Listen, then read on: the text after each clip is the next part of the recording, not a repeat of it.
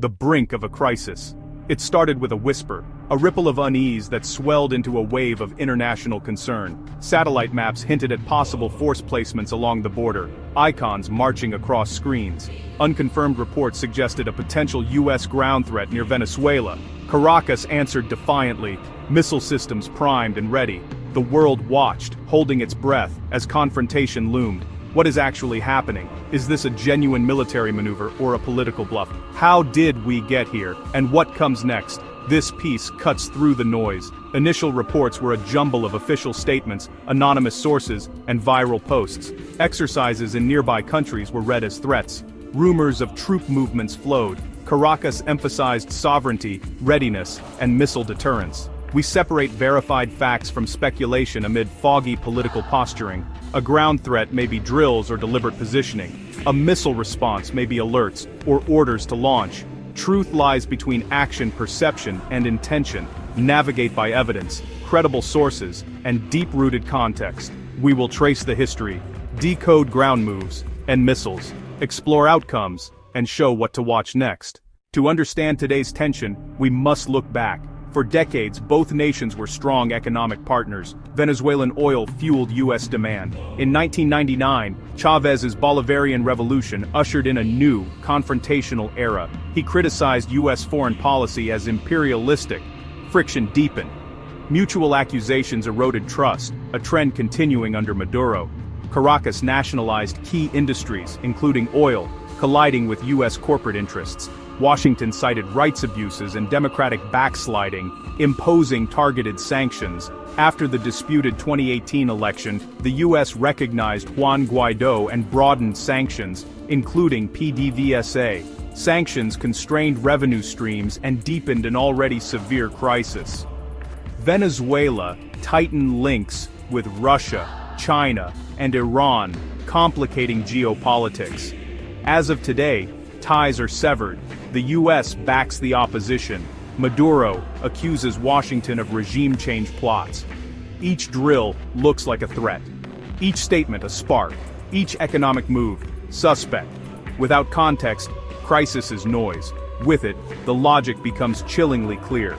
Now, we decode the term at the center of tonight's headlines.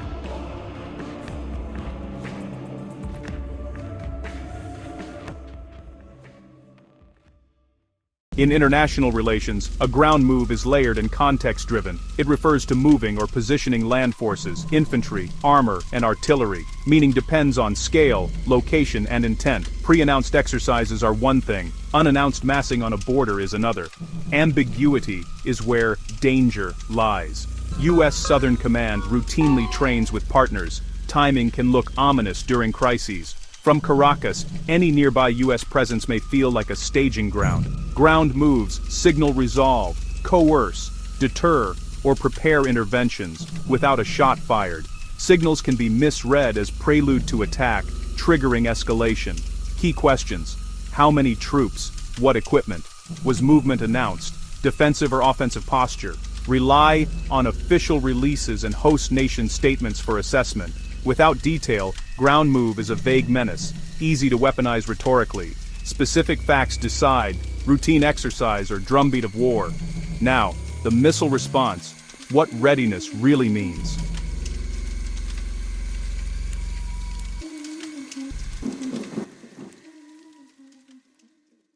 When officials declare missile readiness, it is a calculated deterrent. Despite economic strain, Venezuela invested in air defense and coastal systems, often with Russian help. Missile response means activating detection, tracking, and engagement networks, not necessarily launching.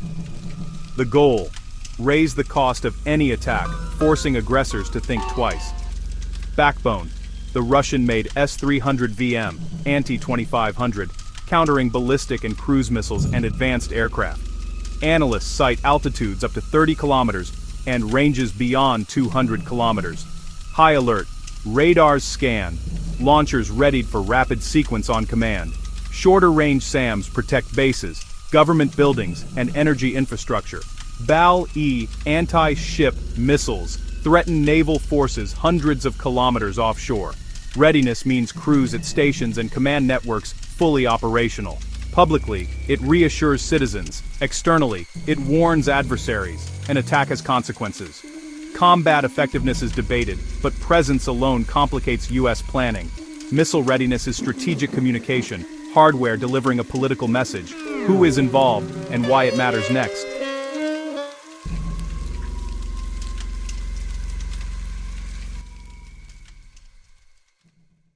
Primary actors, the governments of the United States and Venezuela, the U.S. State Department, Defense and the National Security Council, guided by policy, security and domestic politics. Caracas, regime survival, control over the military and resisting foreign pressure. Neighbors are critical, watching with apprehension. Colombia, long porous border, key U.S. ally, hosting millions of migrants. Brazil is a regional heavyweight, small Caribbean nations fear humanitarian spillover. Venezuela's ties with Russia, China and Iran add global complexity. Russia supplied advanced weaponry. China extended loans for oil. Iran provided fuel and expertise. The UN and OAS provide forums for diplomacy and de-escalation. Humanitarian agencies prepare for the human cost of conflict. So many actors with divergent interests make outcomes complex and unpredictable. Let's explore scenarios and regional risks.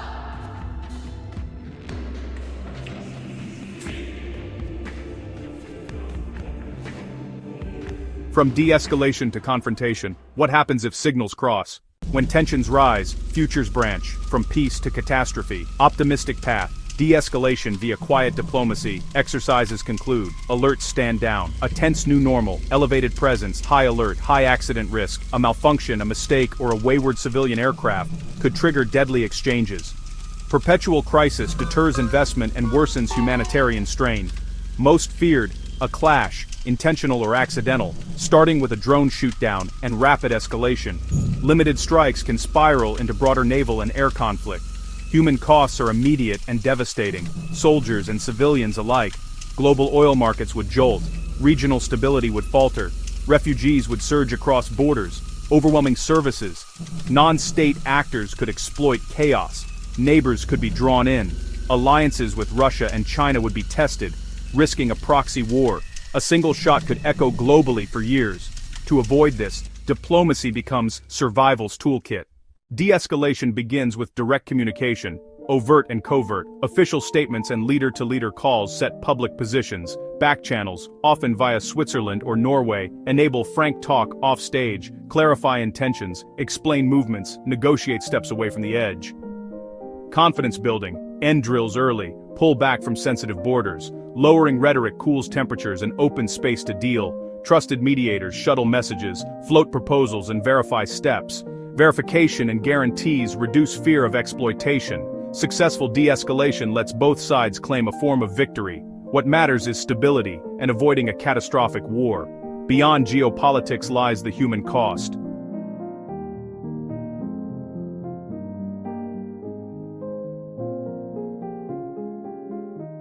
Here's how tension feels on the ground. From shops to shelters, pressure rises quickly.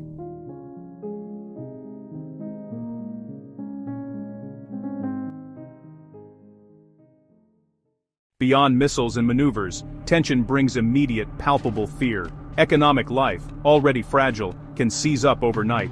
Supply chains break, shortages of food, medicine, and essentials spread. Fuel prices spike, currencies slide. Fishermen fear the sea. Cross-border trade grinds to a halt. Families prepare to move, again, into uncertainty.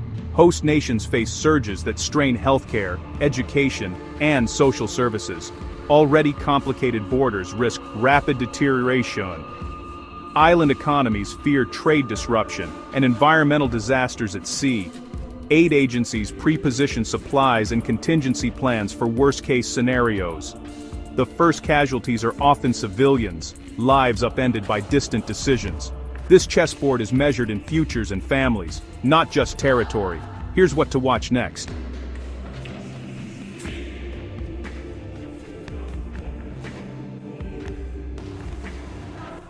Focus on core facts and indicators.